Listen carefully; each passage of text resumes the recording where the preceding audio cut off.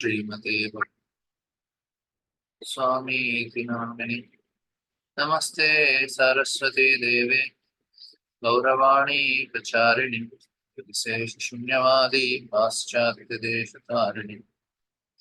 जय श्री कृष्ण चैतन्य प्रभु नित्यानंद श्री अद्वैत गदाधर श्रीवासुदि गौर भक्तवृंद। हरे कृष्णा कृष्ण कृष्ण हरे हरे हरे राम राम राम हरे हरे। हरे कृष्णा। आप सबका स्वागत है हमारा इस भगवत गीता का सत्र में। हम लोग श्रीमद् भगवत गीता का हर एक अध्याय को संक्षिप्त में समझने का प्रयास कर रहे हैं।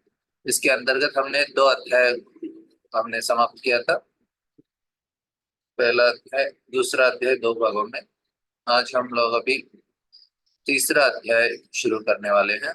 तो दूसरा अध्याय में हमने देखा कि किस प्रकार से अर्जुन अपना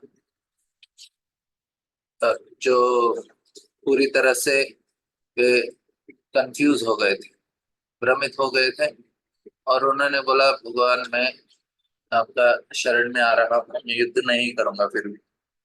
तो उसके बाद भगवान आत्मज्ञान बताते हैं। आत्मज्ञान को सांख्य योग भी बोलते हैं। यह हुआ हमको 11 से लेके 30 श्लोक तक। 31 से लेके 37 तक भगवान सकाम कर्म बोलते हैं। मतलब जिस कार्य करने से कार्य करके मतलब उसका जो फल है उसे भोगने के लिए वो कार्य कर रहे हैं।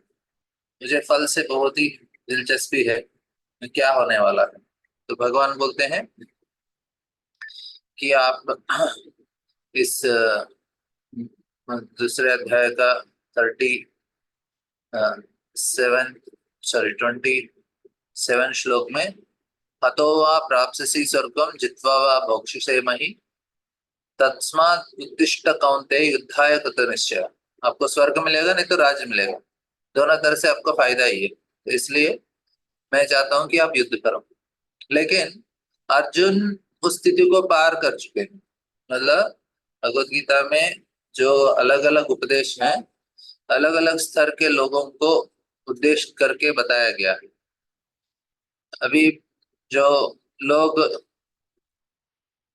उनको सिर्फ मोटिवेशन चाहिए, उनको दूसरा अध्याय का दूसरा और तीसरा श्लोक बहुत हो गया। लेकिन जिनको सही ज्ञान चाहिए, सही तरह से करना है, वो आगे जाके सांख्य योग के बारे में। लेकिन जब भगवान ने बताया अर्जुन को कि आप शरीर नहीं आत्मा हो, तो अर्जुन बताते हैं कि अरे मैं तो उस ब्रह्मभूत स्थिति में नहीं हूँ, मैं तो अपने आप को शरीर नहीं, मन नहीं, सिर्फ आत्मा हूँ, इस तरह से मुझे साक्षात्कार तो नहीं है। तो भगवान बोलते ठीक है, अपना स्वधर्म करके उसका जो फल है उसको भोग लो, क्योंकि पाप तो नहीं लगेगा स्वधर्म करने से। अर्जुन ने बोला नहीं नहीं। वो 8वां श्लोक में बोल देते हैं कि मुझे 8वां श्लोक में क्या बोलते हैं अर्जुन इधर कि मुझे राज्यम सुराणाम अपिचाधिपत्यम, मुझे स्वर्ग में मिला, राज्य में मिला, मुझे होने वाला नहीं है उसमें। मतलब क्या है कि लोग बहुत ही भौतिक जानवर की तरह जीते हैं। कुछ लोग नियम पालन करते हैं, कुछ लोग शास्त्रों के अनुसार नियम पालन करते हुए भोगने का प्रयास करते हैं। तो भगवान ने अर्जुन को वही बोला, अरे शास्त्रों के अनुसार आप पालन करो और एंजॉय कर लो। अर्जुन बोले ये नहीं होगा मुझसे, क्योंकि उससे मेरा समस्याओं का समाधान नहीं मिलेगा, मैं वही स्थिति में बार बार आने का पर स्थिति होगी। तो उसके बाद 38 से लेके 53 तक भगवान निष्काम कर्म योग के बारे में बताते हैं। निष्काम कर्म योग में क्या होता है कि सुख दुख समय कृत्वा लाभा लाभा जया जय। तो आपको लाभ होगा, अलाभ होगा, सुख होगा, दुख होगा, सभी में समान रहेंगे। तो नाइवम पापम आपसे, इस प्रकार से युद्ध करो। तो फिर उसको बोलते हैं देखो ये ना, ये बुद्धि योग है। तो मैं आपको इस बुद्धि योग के बारे में बता रहा हूँ। बुद्धि योगम इमाम शुणु, इस बुद्धि योग के बारे में आप सुन लीजिए। बुद्धि योगम आपको मैं बताता हूँ। इधर बुद्धि योग मतलब निष्काम कर्म योग। 9वें अध्याय में बुद्धि योग मतलब वो तो भक्ति योग होगा। लेकिन इधर जो बुद्धि योग बता रहे हैं भगवान, वो निष्काम कर्म योग बता, इन दोनों के बीच का अंतर अभी बताने वाला हूँ। बुद्धिया युक्ता यह पाता है, इस बुद्धि योग से आप काम करेंगे तो क्या होगा, कर्म बंधम प्रहस्यसि। तो हमने इसके बारे में चर्चा की कि कर्म बंध कैसे हमको फंसाता है। ठीक है, तो इस ये कर्म योग निष्काम कर्म योग भगवान बताते हुए बात बताते हैं, इसका क्या गुणगान करते हैं भगवान। नेहा विक्रम, थोड़ा भी इस मार्ग में आप प्रयास करेंगे तो आपको बहुत फायदा होगा, ये भी हमने समझा। तो पहले भगवान ने निष्काम कर्म ने बताया, इसका मार्ग बताया, फिर बोला अरे इस मार्ग में ना बहुत सारे लोग पालन क्यों नहीं कर पाते, क्योंकि ज्यादा एडवर्टाइजमेंट सुनते हैं। एडवर्टाइजमेंट पिछले जमाने में, पिछले युगों में कहा था, वेदों में था, यामिमा पुष्पिताम वाचम प्रभवंती अपश्यत वेदवाद रता पाता, वो बोलते हैं अरे इससे अलावा कुछ नहीं। तो इस प्रकार से वो लोग फंस जाते हैं। इसलिए क्या होता है, भोग ऐश्वर्य प्रसक्ता नाम, किसमें फंस जाते हैं, भोग और ऐश्वर्य में फंस जाते हैं। उसका हालत क्या होगा, तया अपरत चेतसा, उनका चेतना हरण हो जाता है। इसलिए बोलते हैं, भगवान बोलते हैं अरे ये वेदों ना तीन गुणों के चीजों के बारे में, इसलिए उसके अतीत आपको जाना चाहिए। इसलिए आपको वेदों का जो सार है, यावान अर्थ उदपाने, आपको वेदांत का सार है वो पता चलने से बस आप वेदों का पूरा पढ़ने का जरूरत नहीं है। तो फिर उसके बाद जो निष्काम कर्म योग है उसके बारे में भगवान बताते हुए ये श्लोक बताते हैं। निष्काम कर्म योग का निर्वचन देते हुए भगवान बताते हैं, कर्मण्येवाधिकारस्ते मां फलेषु कदाचन मां कर्म फल हेतुर्भुर् माते संगोस्त कर्मणि। फिर आगे बताते हैं, योगस्तु कुरु कर्माणि, इस प्रकार से योग के साथ आप अपना कर्म कीजिए तो समत्वम योगम उच्यते सिद्धा सिद्धौ समो भूत्वा।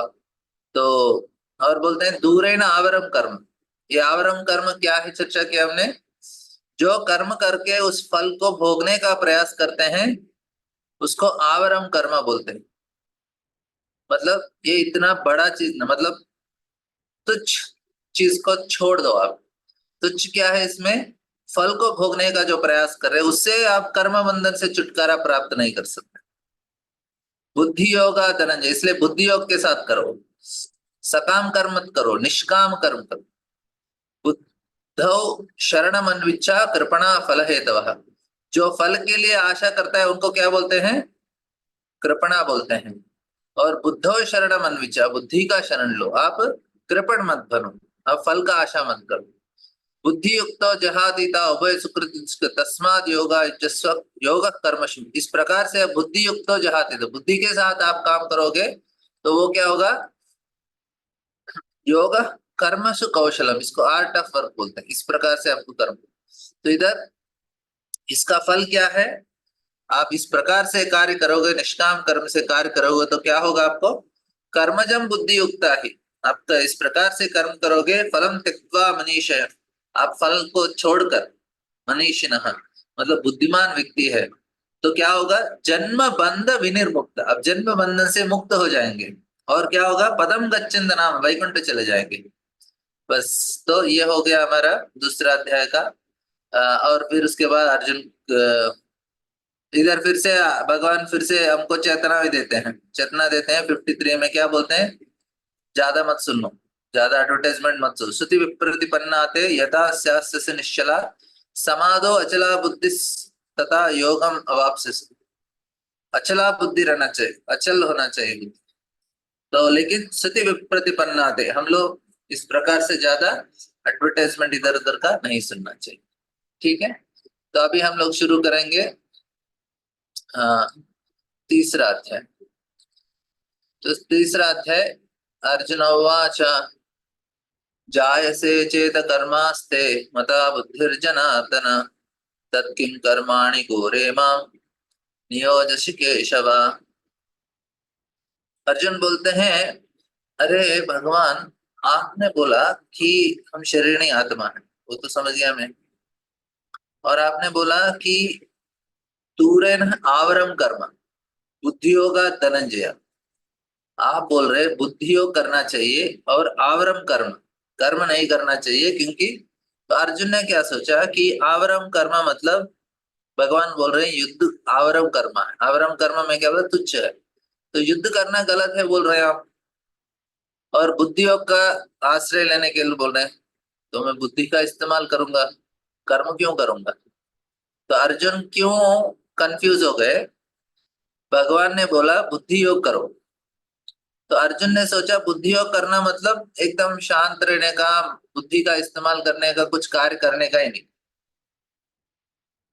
तो अर्जुन को लगा कि जो भगवान ने बोला दूर ही आवरम कर्म, आप अपना जो कर्म है उससे, आवरम कर्म से दूर रहो। लेकिन वो आवरम कर्म, कृष्ण बोल रहे हैं सकाम कर्म, फल के आशा से जो कार्य कर रहे हैं उससे दूर रहना चाहिए। लेकिन अर्जुन को क्या समझा कि भगवान बोल रहे हैं कि आप अ, युद्ध करना दूर है, आवरम कर्म वो गलत कार्य है, आप बुद्धि योग का इस्तेमाल करो। तो अर्जुन को ये नहीं समझा कि बुद्धि योग मतलब आप कार्य करते हुए बुद्धि योग कर सकते हैं। अर्जुन को समझा नहीं कैसे।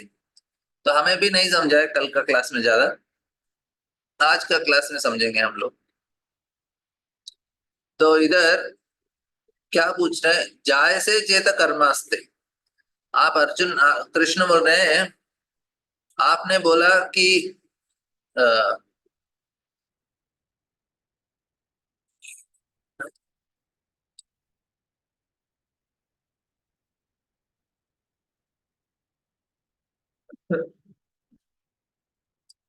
जाय से मतलब ये अच्छा है कि कर्म करने से अच्छा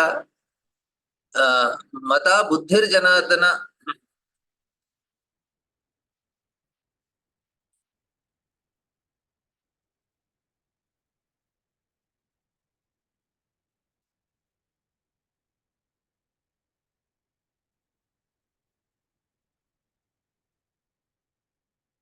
हाँ, तो बोलते हैं आपके अनुसार हे भगवान, मता बुद्धिर जनार्दन, किम तत्किम कर्माणि घोरे माम नियोजसी केशव।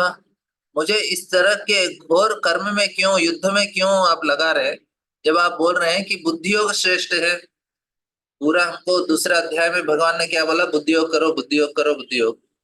तो बुद्धि योग श्रेष्ठ है, तो आ, आप मुझे कर्म क्यों करने के लिए बोल रहे हो? तो इसलिए भगवान अर्जुन बोल रहे हैं, अर्जुन को समझा नहीं कि भगवान बुद्धि योग बोले फिर कर्म करो बोले, तो बुद्धि योग क्या है अर्जुन को भी नहीं समझा। एक मिनट लाइन में रहिए।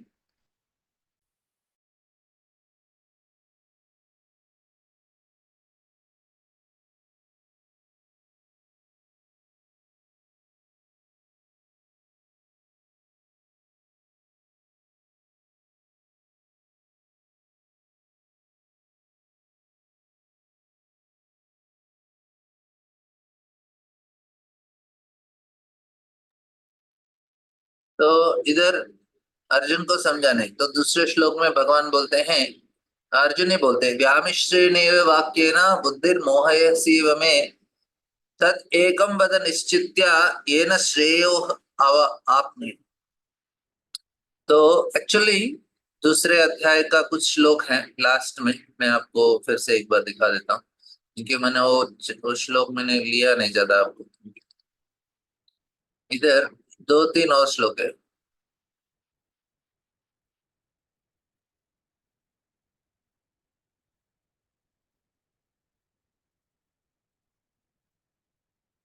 देखिए ये दूसरा श्लोक का 70th श्लोक है दूसरे अध्याय का। आपूर्यमानम अचलम प्रतिष्ठम समुद्रमाप प्रविशन्ति यद्वत् तद्वत् कामायं प्रविशन्ति सर्वे शशान्तिमाप्नोति न कामकामी। शशान्तिमाप्नोति न कामकामी। भगवान बोल रहे हैं कि इस प्रकार से आप काम करेंगे पूरा शांति का अनुभव करेंगे। तो अर्जुन बोल रहे हैं अरे आप तो शांति का बात कर रहे हो, फिर युद्ध करने के लिए बोल रहे हो। लेकिन जो शांति का बात भगवान कर रहे हैं वो कौन सा शांति है? मन के अंदर का शांति है। अर्जुन क्या बोल रहे हैं, युद्ध नहीं करने से बाहर का शांति है। तो इसमें अर्जुन कंफ्यूज हो गए कि भगवान शांति तो बोल रहे हैं लेकिन कौन सा शांति बोल रहे हैं। बाहर का शांति नहीं, मन के अंदर एक तरह का शांति का। ठीक है, हम लोग इतना विस्तार से नहीं जाएंगे, लेकिन हम लोग कर्मयोग का चर्चा करेंगे। तो अर्जुन बोले भगवान आप व्यामिश्रेण वाक्य ना, आप ना मुझे भ्रमित कर रहे हो, आप ना मुझे कंफ्यूज कर रहे हो, मुझे ना एक ही चीज बताइए। तत् एकम वद निश्चित्य, एक ही चीज बताइए, दो दो चीज बताइए। युद्ध करना है नहीं करना? आप बोल रहे युद्ध करना घोर है, घोर पाप है, और बुद्धि योग श्रेष्ठ है, तो फिर मुझे युद्ध क्यों करने का? ये न श्रेयो अपनुवान। फिर भगवान बोलते हैं इधर से, लोकेस्मिन् द्विविधा निष्ठा पुरा प्रोक्ता मया नघा, ज्ञान योगेन सांख्याय कर्म योगेन योगिना। भगवान बोलते हैं, अरे अर्जुन, मैंने दो चीज, मैंने आपको कंफ्यूज नहीं किया। मैं बता रहा हूँ, लोक, इस लोक में दो प्रकार का निष्ठा होता है।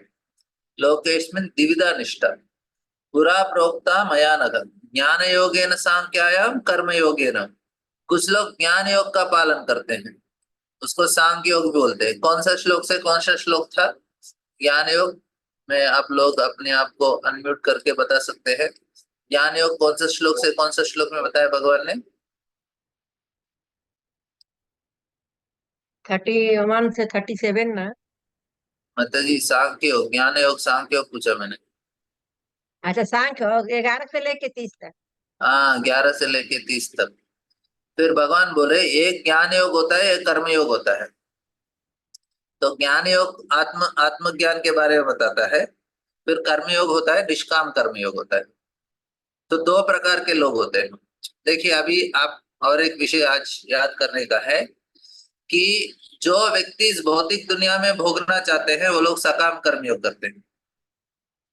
जो लोग ये भौतिक दुनिया में सुख नहीं है, हमको इस दुनिया से बाहर निकलना है, मुक्ति प्राप्त करना है, वे ही लोग निष्काम कर्मयोग और ज्ञान योग इस मार्ग में जाते हैं।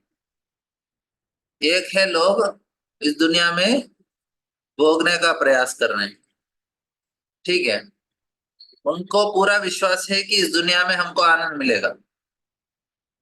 वैसे लोग आपको 99% लोग ऐसे ही मिलेंगे जो लोग इधर ही अपने आप को सेटल करने का प्रयास करने, सारा तैयारी करते हैं इस दुनिया में एक तरह से सेटल होने के लिए।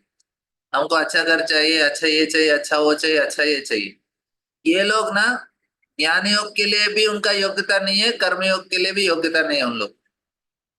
उनका सिर्फ क्या है कि इस दुनिया में हमको, उनको अभी भी विश्वास है कि इस दुनिया में वो लोग आनंद में रह सकते हैं, और उनको किसी प्रकार का आध्यात्मिक ज्ञान में दिलचस्पी नहीं है।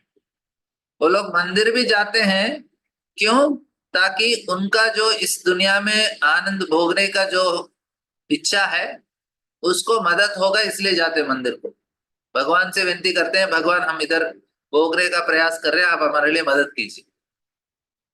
उनको किसी प्रकार का आध्यात्मिक ज्ञान में दिलचस्पी नहीं है। हालांकि कभी कभी सत्संग में भी बैठ जाते हैं वो लोग, लेकिन उनको सत्संग में बैठने का उद्देश्य क्या होता है?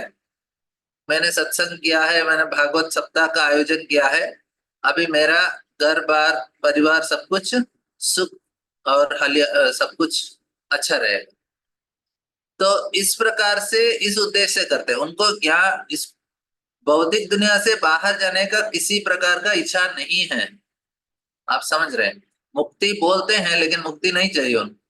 लेकिन जो सही तरह से गंभीरता से इस भौतिक दुनिया से मुक्त होने का प्रयास कर रहे हैं, वो समझ गए कि इस भौतिक दुनिया में किसी प्रकार का सुख नहीं है, इस भौतिक दुनिया में हम लोग परमानेंटली सुख प्राप्त नहीं कर सकते हैं, उनको आध्यात्मिक जगत जाना है, हमको मुक्ति प्राप्त करना है। वही व्यक्ति इस योग का मार्ग का अनुसरण करते हैं। देखिए, दो बताया भगवान ने, ज्ञान योग बताया है और कर्म योग बताया है। योग मतलब क्या है? योग मतलब भगवान के साथ हमारा संबंध जोड़ना। तो ये मार्ग कौन अपनाते हैं? जो लोग इस भौतिक दुनिया के प्रति उनका विश्वास उठ गया, समझ गए कि ये इधर परमानेंट नहीं रह सकते, हमको भगवत धाम जाना है, मुक्ति प्राप्त करना है, ठीक है, उनके लिए है। जो सकाम कर्म है वो लोग किसके लिए है? वो लोग स्वर्ग जाके एंजॉय करना चाहते हैं, वैसे लोगों के लिए। इधर भी अच्छा एंजॉय करना चाहते हैं, स्वर्ग जाके एंजॉय करना चाहते हैं। लेकिन जो लोग इस चीजों से पूरी तरह से वे समझ चुके हैं कि भौतिक दुनिया दुखालय में शाश्वतम है, आप स्वर्ग ही जाओ और कहीं भी जाओ, लेकिन इस भौतिक दुनिया में आपको शाश्वत आनंद मिलेगा ही नहीं, आपको बदलना ही पड़ेगा। अभी मैं इधर बैठा हूँ, कोई लोग बोलेगा प्रभु जी इधर उठ के चेयर में बैठ जाइए, मैं चेयर में बैठता हूँ। कोई बोलेगा नहीं प्रभु जी आप जाके उधर सोफा में बैठिए, फिर उठूंगा। थोड़ी देर के बाद बोलेंगे प्रभु जी आप नीचे चटाई में बैठिए, फिर बोलेंगे नहीं प्रभु जी आप जाके उधर ऊपर में चेयर में। तो मैं बोलूंगा अरे इतना बार मुझे इधर उधर मत करो, मुझे एक जगह बिठा दो बस। नीचे भी बैठ जाऊं कहीं भी बैठ जाऊंगा, क्योंकि हर बार इधर जाओ इधर जाओ इधर जाओ तो क्या होगा, हमारा बहुत डिस्टर्ब होते हैं हम लोग। अरे मुझे एक जगह रहने दो ना, इतना क्यों घुमा रहे हो। तो हमारा हालत भी ऐसा ही है। हमारा जो जीवात्मा है ना, हर समय अपना शरीर बदलता जा रहा है, जगह बदल रहा है, शरीर बदल रहा है, परिस्थिति बदल रहे हैं। आत्मा इसलिए बहुत ही विचलित होता है हर समय। अरे मुझे एक जगह परमानेंटली दे दो, इस दुनिया में है ही नहीं परमानेंटली जगह ऐसे आपको देने के लिए। हमको कहाँ जाना चाहिए, इसलिए आध्यात्मिक जगत जाना है। समझ रहे हैं आपको। तो जो व्यक्ति इस दुनिया से त्रस्त हो गया है, इस भौतिक दुनिया से समझ गया कि यह दुखालय में शाश्वतम है, वही व्यक्ति इन योगों के बारे में सोचते हैं। बाकी कोई नहीं सोचता इनके बारे में। बोलते हैं, बहुत लोग बोलते हैं भगवत गीता बहुत अच्छा पुस्तक है बहुत, लेकिन कोई पढ़ना नहीं चाहता। पढ़ने से भी कोई समझता नहीं है, समझने के बावजूद भी कोई उसको अपने जीवन में उतारने का किसी प्रकार का दिलचस्पी नहीं है उसके अंदर। समझ रहे हैं आप। तो पहला विषय समझना है कि ये कर्म योग और ज्ञान योग किस किसके लिए है, बताइए। आपका अनम्यूट करके आप, किसके लिए बताया है कर्म योग और ज्ञान योग। कर्म योग भौतिक संसार के लिए है। अज्ञानी लोग जो ज्ञान वो निष्काम कर्म करते हैं, जो ज्ञानी लोग होते हैं, जो जानना चाहते हैं कि मैंने भगवान के बारे में कुछ। अरे मैं जो बताया वही आंसर देने का मतलब। जो लोग मैंने आध्यात्मिक मार्ग में जाना चाहते हैं, आगे बढ़ना चाहते हैं, भगवान के पास जाना चाहते एक मिनट मतलब एक मिनट। वो तो जोगी लोग ना। मैंने क्या आंसर बताया अभी तक। हैं, जो लोग इस भौतिक दुनिया को दुखालय समझते हैं और इसको छोड़ के आध्यात्मिक जगत में जाने की चाह रखते हैं। हाँ ये आंसर है। जो लोग ये भौतिक दुनिया को छोड़ना चाहते हैं, आप समझ रहे हैं। ये जो लोग भौतिक दुनिया को छोड़ना चाहते हैं, उसी व्यक्ति के लिए दोनों ज्ञान योग भी और कर्म योग भी दोनों उन्हीं के लिए है। दो मार्ग है। योग जो बताया ना, योग इन्हीं व्यक्तियों को लिए है जो इस दुनिया से छुटकारा प्राप्त करना चाहते हैं, उनके लिए योग है। तो जो भी योग पद्धति है, कर्म योग हो ज्ञान योग हो, ठीक है। कर्म योग मतलब निष्काम कर्म योग, ज्ञान योग मतलब सांख्य योग ज्ञान योग ही है। तो योग मतलब हमको इस दुनिया से बाहर जाना है बस। सकाम कर्म वो योग नहीं है एक्चुअली, निष्काम कर्म ही योग है। सकाम कर्म इधर एंजॉय करने का। तो आपको ज्ञान योग और कर्म योग के बारे में मैंने विस्तार कुछ बताया नहीं। हाँ मैं सिर्फ बता रहा हूँ ये दोनों पद्धति जो है, और इसमें और एक आता है भक्ति योग। ज्ञान योग कर्म योग और भक्ति योग तीन ही योग है। ज्ञान योग कर्म योग और भक्ति योग, और तीनों योग किसके लिए है। जिस व्यक्ति ने समझा कि इस भौतिक दुनिया में किसी प्रकार का आनंद नहीं है, हमको इधर से मुक्ति प्राप्त करना है, उन व्यक्तियों के लिए है। ऐसे कितने लोग हैं दुनिया में बताइए, कितने लोग हैं जिसमें जो लोग इसमें इंटरेस्टेड है। 1% ही होंगे 100 हाँ में से। समझ गए ना। तो किसी को इंटरेस्ट ही नहीं है इसमें। तो भगवत गीता लोग रखते हैं सिर्फ पूजा पूजा घर में रखते हैं और पूजा करते हैं उसको। क्यों। क्योंकि भगवत गीता सही तरह से कोई पढ़ेगा तो समझ जाएगा कि अरे इस भौतिक दुनिया में रहने के लिए नहीं है, इस भौतिक दुनिया से बाहर जाने के लिए दिया गया है पुस्तक। आपको इस दुनिया में कैसे रहना वो भी बताते हैं भगवान, वो भी है, लेकिन मेन इसका उद्देश्य है इस भौतिक दुनिया से छुटकारा प्राप्त। क्यों छुटकारा प्राप्त करने का। क्योंकि हम शरीर नहीं आत्मा है। इस भौतिक दुनिया में रहेंगे तो हमको शरीर और मन दिया जाता है। वो एक तरह से वो जो चांद के ऊपर जाते हैं ना, उनको बहुत बड़ा सूट दिया जाता है। उनको बहुत बड़ा ऑक्सीजन का ये वो आपने देखा होगा ना, इतना बड़ा मोटा मोटा शरीर रहता है उसको। अभी उसको चांद के ऊपर ऐसा भेज दिया, उसको ऐसा सूट बना के, तो 1 साल तक उसी में था वो, उधर ही उसी सूट में घूमना, क्योंकि ऐसे नॉर्मल बाहर निकलेंगे तो वो रेडिएशन की वजह से आपका शरीर जल जाएगा। ऐसा सूट में ही रखना पड़ता है आपको। और क्योंकि उधर हवा भी नहीं है, उधर ऑक्सीजन भी नहीं है, तो आपको उसी से काम चलाओ। अभी समस्या क्या है कि जब लोग उसी में जीते हैं 1 साल तक, उससे आदत हो जाता है और वो सोचते हैं यही है मेरा शरीर। हमारा हालत भी ऐसे है, आत्मा को मन और ये मन और शरीर दिया गया है, और आत्मा सोचने लगा मैं यही हूं। लेकिन जो बुद्धिमान व्यक्ति वो समझ जाएगा, अरे ये तो जेल का बॉडी दिया है मुझे तो इससे मुझे छुटकारा प्राप्त करना है। इसके लिए जो प्रयास करते हैं ना, ये लोग योग पद्धति का इस्तेमाल करते हैं। अरे मुझे बाहर निकलना है, बाहर कैसे निकलूंगा इस शरीर से, मुझे सॉरी ये शरीर और मन से कैसे बाहर निकलूंगा, मैं आत्मा करके कैसे समझूंगा, आत्म साक्षात्कार कैसे मिलेगा मुझे। जो व्यक्ति को आत्म साक्षात्कार मिलेगा वो व्यक्ति मुक्त हो जाते हैं। मिलेगा कैसे मुझे? फिर योग करो। कौन सा योग करना है? कर्म योग है, ज्ञान योग है, भक्ति योग है।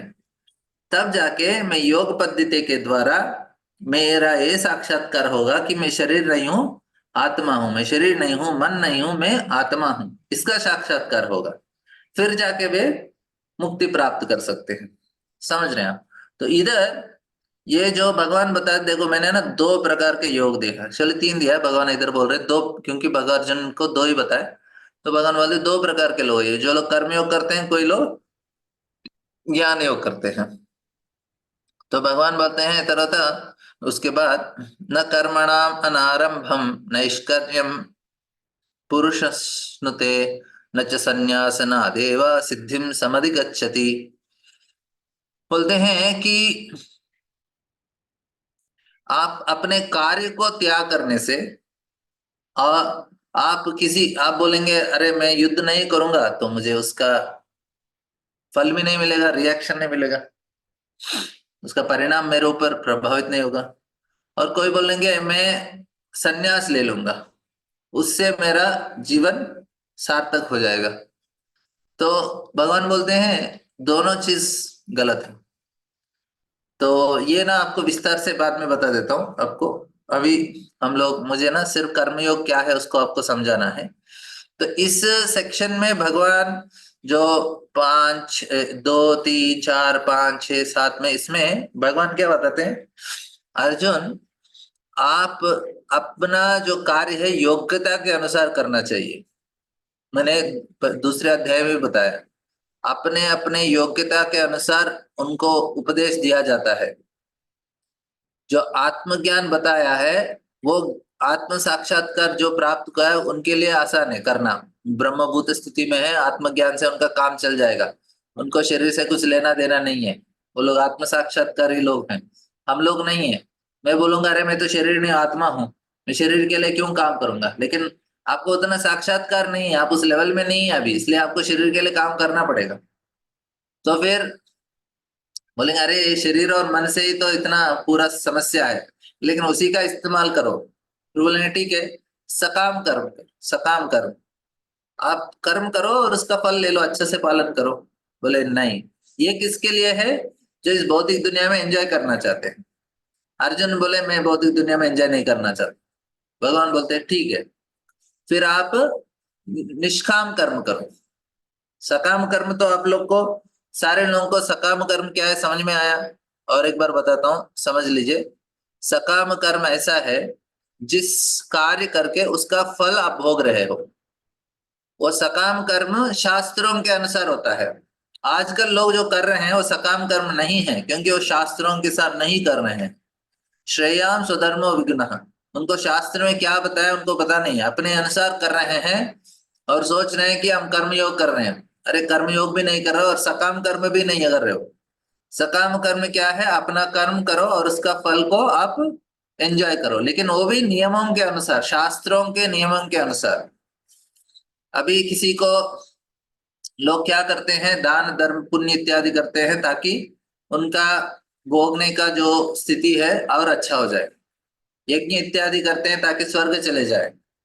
गाय को दान देते हैं और ब्राह्मणों को दान देते हैं ताकि उनके परिवार वाले अच्छे हो जाए।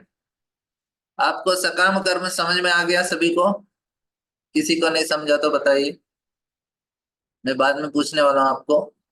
सकाम कर्म क्या है, समझ गए आप लोग? ठीक है, लिख लीजिए। मैंने बताया सकाम कर्म मतलब कर्म करो शास्त्रों के अनुसार, वर्णाश्रम धर्म के अनुसार काम कीजिए और उसका एंजॉय कर लीजिए बस। लेकिन वो जो एंजॉयमेंट है भौतिक दुनिया में एंजॉयमेंट है, आध्यात्मिक दुनिया में स्वर्ग जाएंगे नहीं तो इधर एंजॉय करेंगे। प्रभु जी प्रभु जी एक बार फिर से रिपीट कीजिए प्लीज। जो सकाम कर्म मतलब आप कार्य कर रहे हो शास्त्रों के नियमों के अनुसार, वर्णाश्रम धर्मों के अनुसार काम कर रहे हो, लेकिन उसका फल को आप भोग रहे हो, मतलब रिजल्ट आएगा और रिजल्ट के लिए कर रहे हो। कृष्ण ने बोला अर्जुन को, देखो आपको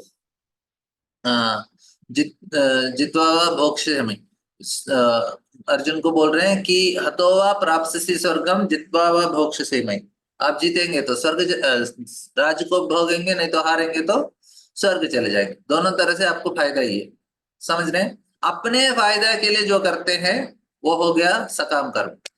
ठीक है, किसी कुछ प्रश्न है? अभी अभी भगवान बता रहे हैं, अर्जुन बोले मुझे नहीं करना है, मुझे इधर कुछ लेना देना है, मुझे इससे बाहर छुटकारा, मुझे सही ज्ञान चाहिए। तो भगवान बोले ठीक है, तो उसके लिए दो मार्ग है, एक है ज्ञान योग सांख्य योग, दूसरा है निष्काम कर्म योग। सकाम तो आपको समझ गया, अभी निष्काम, सकाम मतलब फल, निष्काम कर करो या तो ज्ञान योग करो। तो अर्जुन बोले मैं तो ज्ञान योग करूंगा। ज्ञान योग मतलब संन्यास लेने का। ज्ञान योग का मतलब क्या है? संन्यास लेने का। संन्यास ना देव कर्मणाम अनारंभान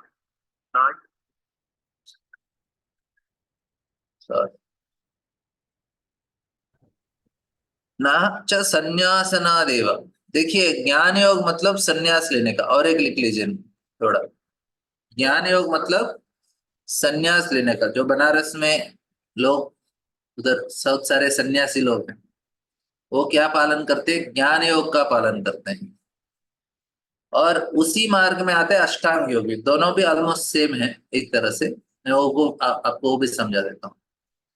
तो अर्जुन बोले मैं संन्यास ले लूंगा। आपने बोला दो मार्ग तो है ही। आपको दूसरे तीसरे श्लोक में भगवान ने बोला ज्ञान योगेन सांख्यायम कर्म योगेन योगिनम लोकेस्मिन् द्विविधा निष्ठा। द्विविधा मतलब दो प्रकार के निष्ठा है, एक कर्म योग है, एक ज्ञान योग है। एक निष्काम कर्म है, एक ज्ञान योग है। निष्काम कर्म क्या है मैं और विस्तार से समझाऊंगा, और पहले ज्ञान योग बता रहा हूँ थोड़ा बहुत। तो ज्ञान योग मतलब आपको संन्यास लेना पड़ेगा। संन्यास लेके आप आत्मा के ऊपर ध्यान करोगे। मैं शरीर नहीं हूं, आत्मा हूं, इसी के ऊपर ध्यान चल रहा है आपका। शरीर के लिए जितना बहुत कम से कम मेंटेनेंस, मतलब आपको कोई अच्छे अच्छे पकवान खाने का, है नो, आलू पराठा, नहीं तो कढ़ाई पनीर, नहीं तो समोसा जलेबी, ऐसा कुछ, आम का रस, कोई दिलचस्पी नहीं किसी में। आप सिर्फ थोड़ा बहुत एक दो रोटी खा लोगे, सूखा रोटी या कुछ तो चावल, बस, ताकि शरीर टिका रहे। और मन कहाँ रहता है? पूरा ध्यान आत्मा के ऊपर, नहीं तो परमात्मा के ऊपर। यह होता है सन्यास। इनको ज्ञान योगी बोलते हैं। मैं और विस्तार से आपको आगे बताएंगे, लेकिन आप मोटा मोटा इतना समझ लीजिए। ज्ञान योग मतलब शरीर के लिए कुछ नहीं करते वो सिर्फ करते हैं शरीर को सिर्फ टिका रखने के लिए। थोड़ा बहुत जरूरत पड़ता है खाना इधर उधर, उतना ही खाते हैं बस। कोई अपने इंद्रियों को मतलब खाने में अलग अलग टेस्ट के लिए नहीं करते हो। कोई ने चार पांच वैरायटी दे दिया, सब कुछ मिक्स कर दिया, खा लिया। आपने करेला भी देखा, उसमें स्वीट भी है, करेला भी है, ये भी है, वो भी है, सब कुछ मिक्स करके खा लिया। मतलब किसी प्रकार का टेस्ट नहीं चाहिए, किसी प्रकार का मनोरंजन नहीं। तो इस प्रकार से जो सन्यास लेके आए हैं वो लोग ज्ञान योग कर सकते हैं। तो अर्जुन ने बोला कृष्ण मैं भी ज्ञान योग करूंगा ना। आपने बोला दो प्रकार का योग तो है ही, एक बोला कर्म योग, एक तो ज्ञान योग। तो मैं ज्ञान योग सन्यास क्यों नहीं लूं? ज्ञान योग है, कर्म योग है। तो भगवान बोल रहे देखो, न कर्मणा न बंधम नैष्कर्म्यम पुरुषश्नुते।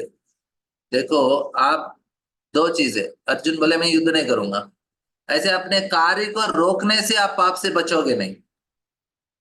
फिर बोलूंगा ठीक है मैं संन्यास ले लूंगा, संन्यास लेने से आपको सिद्धि भी नहीं मिलने वाला ऐसा, फिर कौन ले सकते हैं संन्यास? तो प्रश्न ये उठता है, कृष्ण बोल रहे हैं अर्जुन तुम योग्य नहीं हो संन्यास लेने के लिए, योग्यता कैसे मिलेगा संन्यास लेने के लिए? मैं ब्रह्मभूत स्थिति में होना चाहता हूं ताकि मुझे मुक्ति मिले। संन्यास लेके जो ज्ञान योग पालन करते हैं वो मुक्ति को प्राप्त करते हैं। अर्जुन बोल रहे हैं मुझे मुक्ति चाहिए इस भौतिक दुनिया से, मैं आत्मा का साक्षात्कार करना चाहता हूँ, मुक्ति प्राप्त करना चाहता हूँ, फिर आप मुझे मना क्यों कर रहे हैं संन्यास लेने के लिए? आपने ही तो बताया दूसरे अध्याय का 11वां श्लोक से लेके 30 श्लोक तक, तुम आत्मा होकर के, तो मैं आत्मा के स्तर पर ध्यान करूंगा, मैं संन्यास लूंगा, आप मना क्यों कर रहे हो? इधर बोल रहे हैं न च संन्यासना देवा सिद्धिम समधि गच्छति, संन्यास लेने से आपको कोई ज्यादा प्रकार का सिद्धि नहीं होगा। तो इससे क्या हो रहा है, क्या मतलब है आपका? तो भगवान इधर बताते हैं आगे का श्लोक में, देखो अर्जुन, नहीं कश्चित क्षणमपि जातु तिष्ठते कर्मति कारते अवश्य कर्म सर्व प्रकृति जैर गुणे। देखो अर्जुन, आपके लिए योग्य नहीं हो, आप हालांकि बोल रहे कि मैं सकाम तो नहीं करूंगा, इस दुनिया में भोगने के लिए कार्य नहीं करूंगा, वो ठीक है। फिर अर्जुन बोले मैं संन्यास ले लूंगा, नहीं उसके लिए आप योग नहीं, इसके बीच में और एक योग करना है आपको, निष्काम कर्म अकेले आपकी क्या योग्यता है? संन्यास के लिए योग्यता नहीं है आपको, निष्काम कर्म करने के लिए योग्यता है। निष्काम कर्म के लिए योग्यता क्या होना चाहिए? इस भौतिक दुनिया का आनंद नहीं चाहिए, वही व्यक्ति निष्काम कर्म के लिए योग्य हो जाता है। निष्काम कर्म के लिए योग्यता क्या है, लिख लीजिए, निष्काम कर्म का योग्यता क्या है? योग्यता यह है कि जिस व्यक्ति ने समझा कि इस भौतिक दुनिया में किसी प्रकार का आनंद नहीं है, मुझे इस भौतिक दुनिया का आनंद नहीं चाहिए, मुझे मुक्ति प्राप्त करना है, नहीं तो भगवत धाम जाना है, उस व्यक्ति का वो व्यक्ति योग्य बन जाता है किसके लिए? निष्काम कर्म करने के लिए। समझ रहे हैं आप? तो अभी अर्जुन योग्य है या नहीं निष्काम कर्म के लिए, बताइए? अर्जुन योग्य है निष्काम कर्म करने के लिए? हाँ है। है यस है ना? प्रभु। है Yes, प्रभु। तो इसलिए भगवान बोल रहे थे कि आप निष्काम कर्म करो। अभी भगवान बोल रहे हैं कि, लेकिन अर्जुन बोल रहे हैं मैं ज्ञान योग करूंगा। कृष्ण बोल रहे हैं नहीं नहीं नहीं, आप इसके लिए योग्य नहीं। आपका ज्ञान योग के लिए योग्यता क्या है, इधर बताते हैं। भगवान बोल रहे हैं कि अर्जुन, नहीं कश्चित क्षणमपि जातु तिष्ठते कर्म की कारते ही आवश्यक कर्म सर्व प्रकृति जैर गुणैर। देखिए हम सभी लोग को कर्म करना ही पड़ता है, और कृष्ण बोल रहे इधर क्यों? क्योंकि हमारे अंदर कर्म वासनाएं हैं, वो हमें प्रेरित करता है कार्य करने के लिए। जिस व्यक्ति के अंदर कर्म वासना नहीं है वो संन्यास ले सकते हैं, जिस व्यक्ति के अंदर कर्म वासना है वो संन्यास नहीं ले सकता। इन कर्म वासनाओं को आपको मिटाना है, इसलिए आपको निष्काम कर्म करना पड़ेगा। तो भगवान ने बोला बुद्धि बुद्धि भगवान बोल रहे हैं कि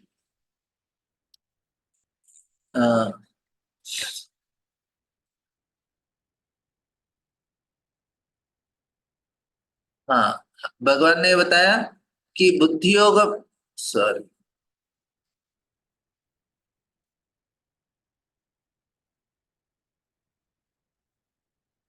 हाँ, कर्म बंधम प्रहस्य। देखिए इधर जो कर्म बंध बोला ना, ये कर्म बंध क्या होता है? हमारे कर्म वासनाएं हैं जो हमको पकड़ के रखे हैं इस दुनिया में। हमको इस दुनिया में अलग अलग इच्छाएं हैं हमारे मन के अंदर, इसको कर्म बंध बोलते हैं। जब तक हमारे अंदर इच्छाएं हैं हम संन्यास नहीं ले सकते, हमको निष्काम कर्म करना है, तब जाके इस कर्म बंधन प्रहस्य। भगवान बोल रहे हैं बुद्धि योगम तो इमाम शुणु बुद्धो बुद्धिया युक्ता या पार्थ। देखिए कर्म बंध क्या है, फिर से आप ध्यान से सुन लीजिए। एक विषय समझ गए तो आपको तीसरा अध्याय समझ गया। बस एक ही विषय समझना है कि हमने अलग अलग संस्कार हमारे अंदर भरे हैं, हमारे चित्त के अंदर अलग अलग संस्कार भरे हुए हैं अलग अलग कार्यों से। और ये संस्कार बहुत सारा चीज होता है, इसमें हम संस्कार बोल सकते हैं, हमारे इच्छाएं उनसे आते हैं। अब जब तक हमारे अंदर इच्छाएं हैं हम संन्यास नहीं ले सकते, क्योंकि ये इच्छाएं क्या करती है, हमें जबरदस्ती काम कराते हैं। ये चीज भगवान इधर बताते हैं, नहीं कश्चित् क्षणमपि जातु तिष्ठते कर्मकि कार्यते ही आवश्यक कर्म। आपके अंदर जो इच्छाएं हैं आपको आपको जबरदस्ती कार्य करते हैं, कराते हैं। अभी मेरे अंदर इच्छाएं हैं, खाने का इच्छा है, आम रस खाने का इच्छा है, तो क्या कराता है वो आम रस खाने का इच्छा, मैं आम जाऊंगा मार्केट में, आम खरीदूंगा, लेके आऊंगा, उसका जूस बनाऊंगा, हम भगवान को भोग लगाएंगे।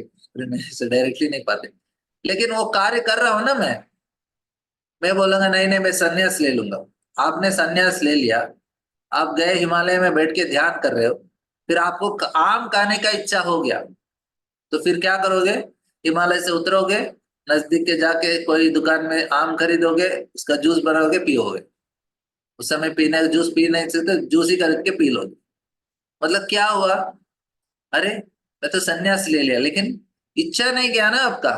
जब तक आपके अंदर कर्म वासना है तब तक कार्यते ही आवश्यक कर्म, आपको अवश्य से कार्य करना ही पड़ेगा। तो आगे का श्लोक बोलते हैं, कर्मेन्द्रियाणि संयम्य यास्ते मनसा स्मरन् इंद्रियार्थान विमूढ़ात्मा मिथ्याचारस्य उच्यते।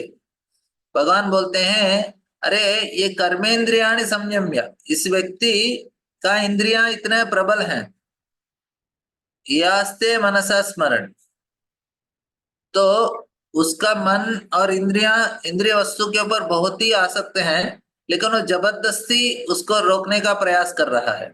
उसने जबरदस्ती संन्यास ले लिया, हालांकि उसका मन इंद्रिय वस्तु में अटका है, जबरदस्ती संन्यास ले लिया, इच्छाएं बहुत हैं। तो इंद्रियार्थान विमूढ़ात्मा मतलब वो हिमालय में बैठ के ध्यान कर रहा है, लेकिन उसको सिनेमा सॉन्ग याद आ रहा है, उसको हीरोइन याद आ रहा है उसको। तो उस व्यक्ति को क्या बोल रहे हैं भगवान, मिथ्याचार से उच्यते। अरे जब तक आपकी इच्छा गए नहीं, अब संन्यास क्यों ले रहे हो? आपके अंदर इच्छा नहीं कि आपने संन्यास ले लिया, आप ध्यान करने के लिए बैठे हो, लेकिन आपको नो आपका फिल्म सॉन्ग याद आ रहा है, तो ये प्रॉब्लम हो जाता है। तो इस प्रकार से लोग अर्जुन को बोल रहे, अरे अर्जुन आपके अंदर इच्छा नहीं गया अभी तक, आप जाके इस प्रकार से संन्यास लोगे तो आपका हालत क्या होगा, मिथ्याचार सूचे। तो आजकल के जो बाबा जी लोग फंसे जाते हैं ना, कोई ये बाबा वो बाबा आते हैं, फिर बाद में कोई लड़की का चक्कर में फंस जाते हैं और जेल चले जाते हैं। क्यों हो गया? अरे इतने बड़े सिद्ध बाबा थे, लेकिन वो बाहरी रूप से थे, अंदर क्या चल रहा था उनका, इंद्रियार्थान विमूढ़ात्मा, उनका इंद्रिय पूरा इंद्रिय वस्तु में लगे हैं। अरे बड़े बड़े बाबा बाबा बोलते थे, स्वामी जी बोलते थे, तो स्वामी जी फंस गए कहाँ फंस गए? इंद्रियों में फंस गए। समझ रहे हैं आप? तो मिथ्याचार सचित, इस व्यक्ति को क्या बोलते हैं, मिथ्याचारी बोलते हैं, भगवान बोल रहे हैं। तो इंद्रियाणि मनसा नियम्यार्पते अर्जुन कर्मेन्द्रियाणि कर्मयोगम असक्तस्य विशिष्यते। बोले देखें, ऐसा आप मिथ्याचारी सन्यासी बनने के बजाय आप क्या करो, यस्त इंद्रियाणि मनसा नियम्यार्पते अर्जुन, आप क्या करो, आप सिंसियर बन जाओ। जो सिंसियर व्यक्ति है वो अपने इंद्रियों को नियंत्रण कर रहा है। किस प्रकार से? कर्मेन्द्रियाणि कर्म योगम असक्तस्य विशिष्यते। आप कर्मयोग करके अपने इंद्रियों को और इच्छाओं को नियंत्रण कर रहे हो। इस कर्मयोग का इधर मतलब क्या है? कौन सा कर्मयोग मतलब इधर किसके बारे में बता रहे हैं, बताइए? निष्कर्म। हाँ, निष्काम कर्म बता रहे हैं।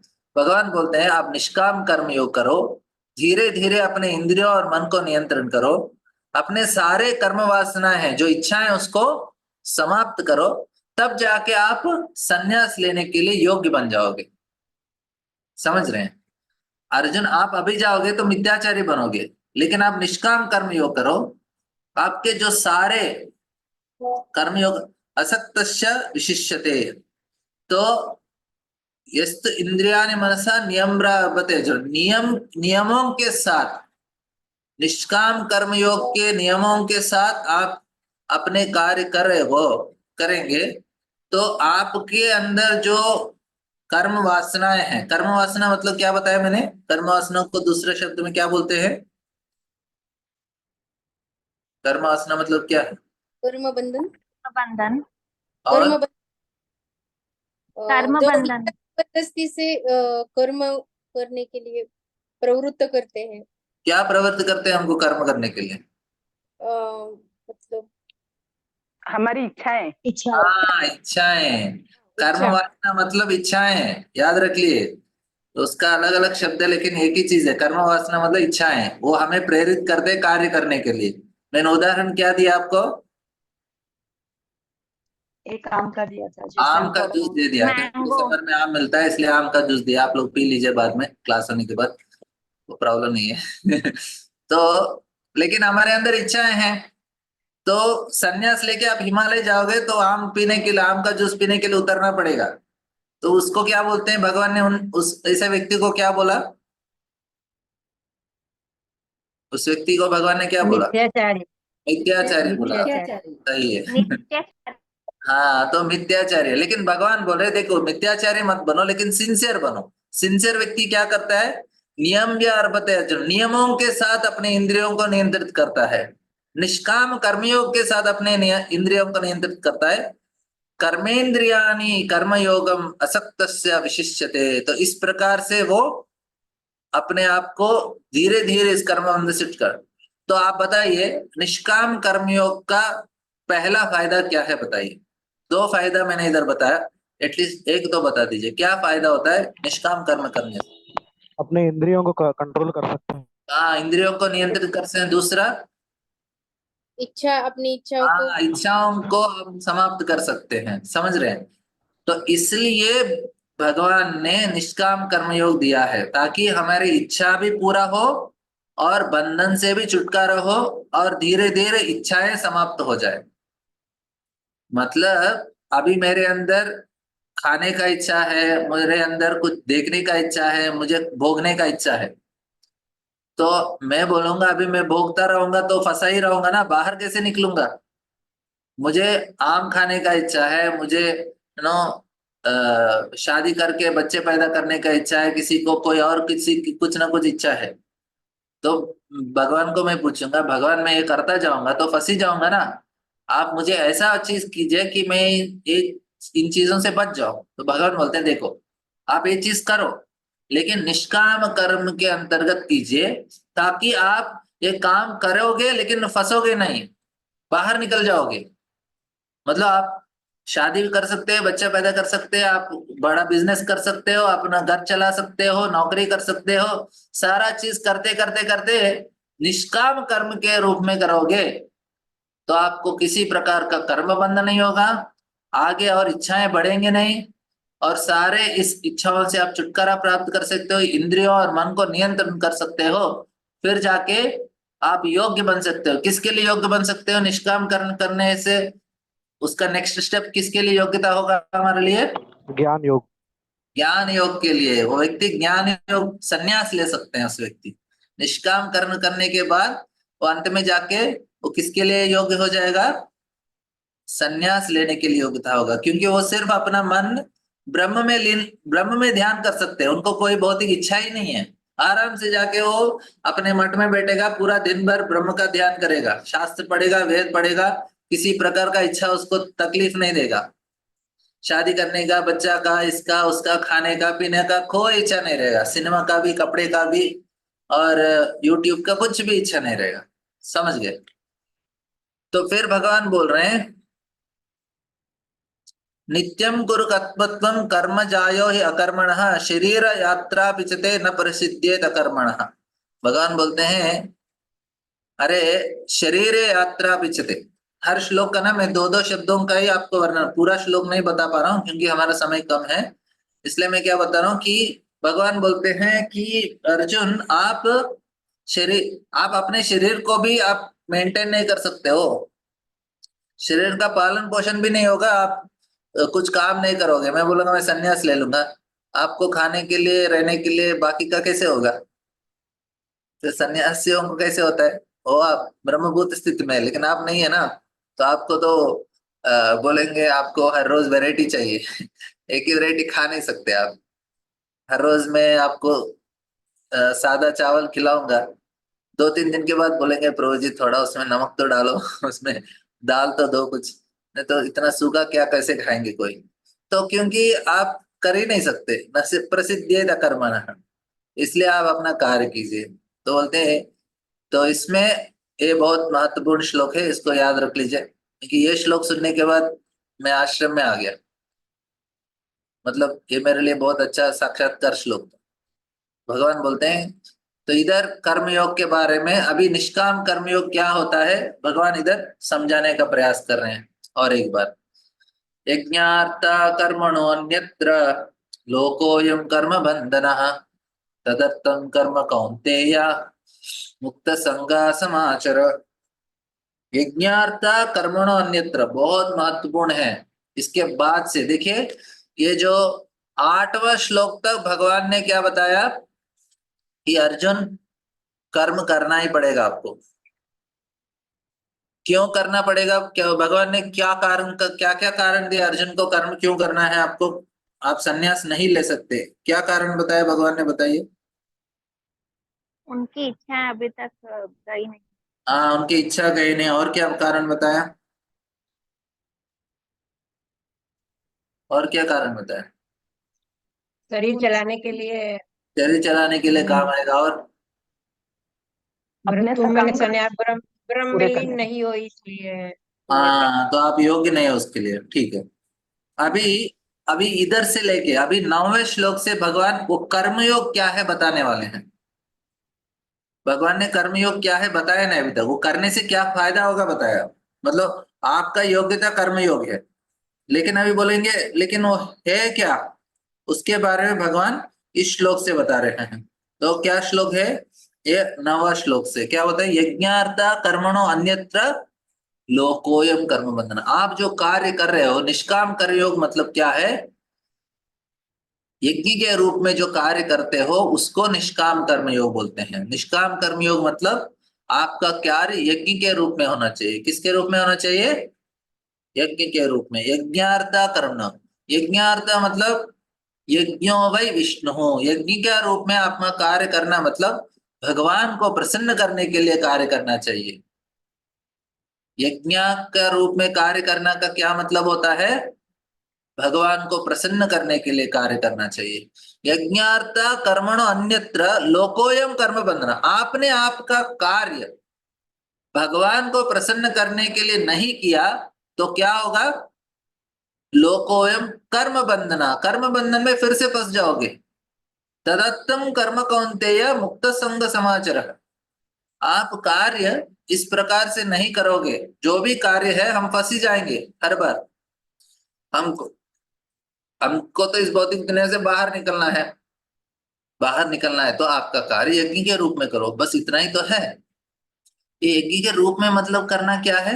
यज्ञ के रूप में मतलब करना मतलब क्या बताया मैंने?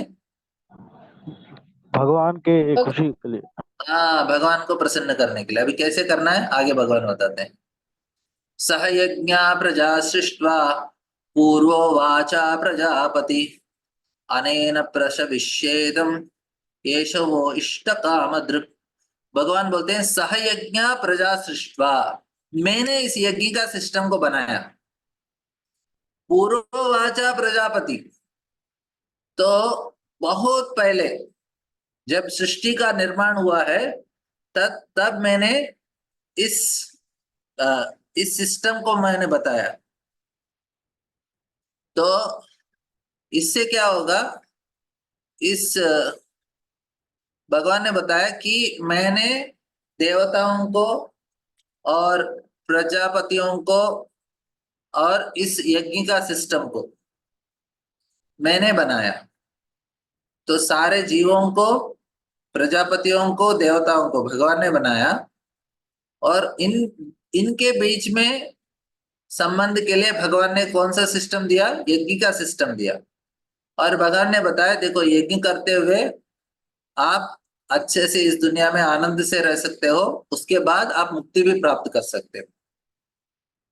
दो फायदा है।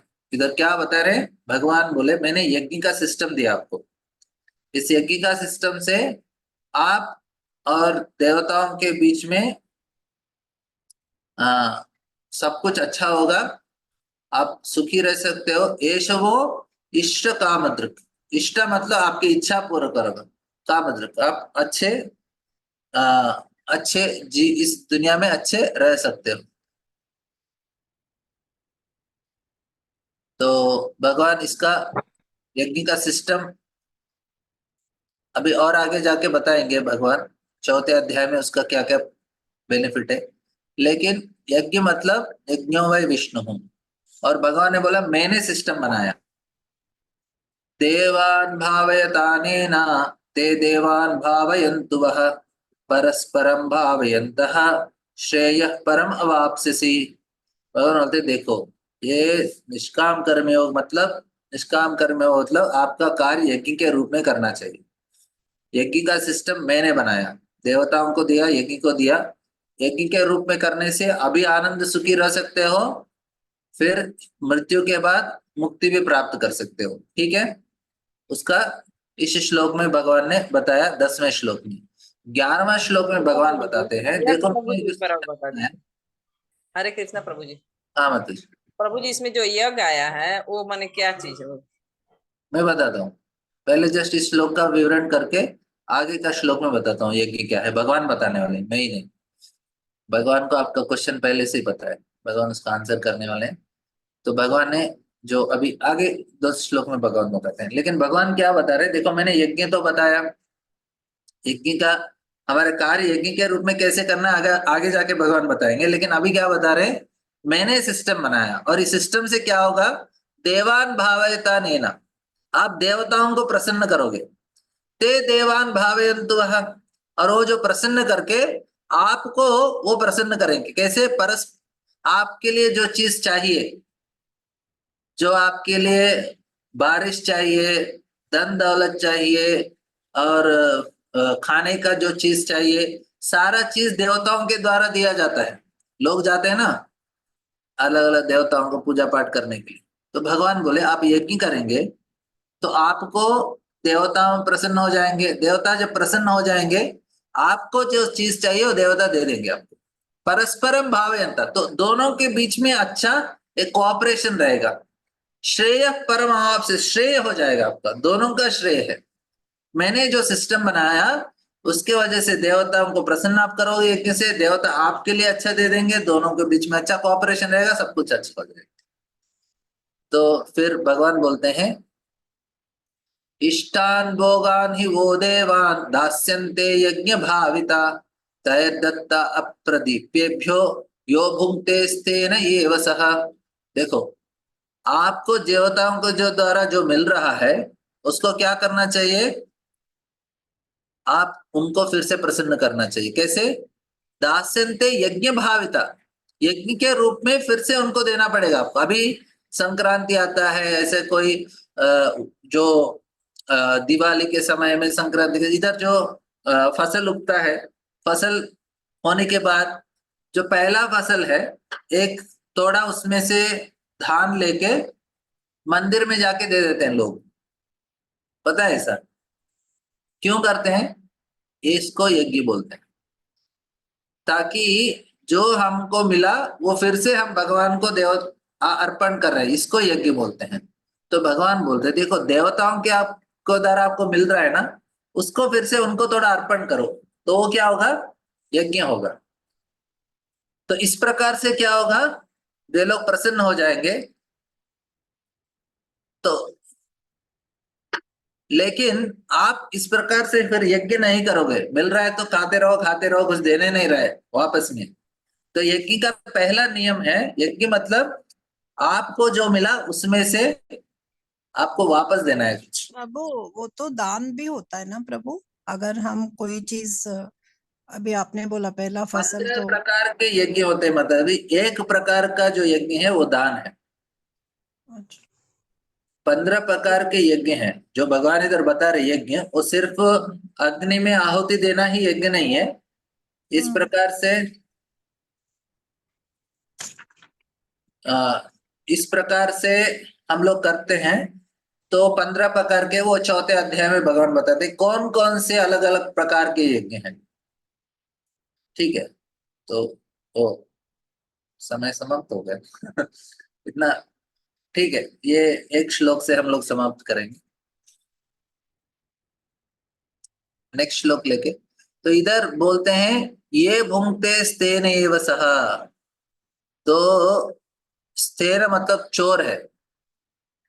जो यज्ञ का एक मतलब क्या है इधर भगवान ने बताया, जो चीज आपको मिल रहा है फिर से भगवान को अर्पण करके खाओ। तो हम लोग क्या करते हैं, हर समय प्रसाद ही खाते हैं इसलिए अगले श्लोक में भगवान बताते हैं यज्ञ शिष्टा सिनस्संतो मुच्यन्ते सर्वकिल विषय भुंजते ते त्वगम पापम। वो पाप खा रहा है, यज्ञ शिष्ट ही खाना चाहिए। भगवान को बिना भोग लगाए हम खाते हैं तो सिर्फ पाप खा रहे हैं। भगवान बोल रहे हैं आप पाप मत खाओ, आप भोग लगा के खाओ।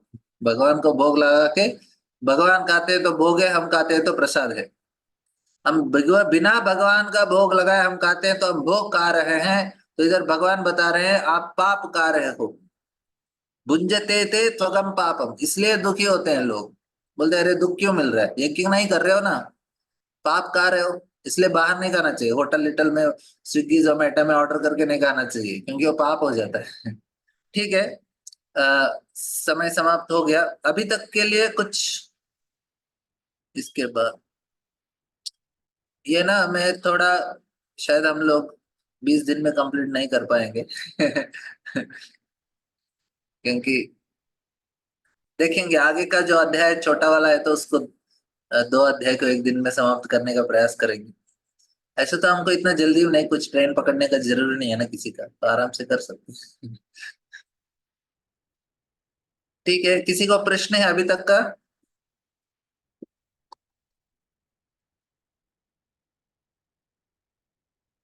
नोट्स बना रहे हैं ना सभी लोग, अच्छे से नोट्स बना लीजिए। हाँ महाराज जी। भेजने आपको कुछ समझा नहीं तो आप रिकॉर्डिंग भी सुन लीजिए, आपको रिकॉर्डिंग पोस्ट करेंगे हर रोज, उसी शाम तक पोस्ट हो जाएगा इसका रिकॉर्डिंग। तो एक बार फिर से सुन लीजिए, एटलीस्ट दूसरा और तीसरा अध्याय चौथा अध्याय 2 बार सुनने से आपके लिए फायदा होगा। और दूसरे लोगों को भी आप फॉरवर्ड कीजिए, बाकी लोग भी सुनेंगे, उनको लिए भी फायदा होगा। ठीक है, हरे कृष्णा। श्रील प्रभुपाद की हरे कृष्णा। हरे कृष्ण। जय हरे कृष्णा प्रभु जी, दंडवत प्रणाम। दंडवत प्रणाम। हरे कृष्णा प्रभु जी, दंडवत प्रणाम। हरे कृष्णा प्रभु जी, हरे दंडवत कृष्णा प्रभु प्रणाम। जी।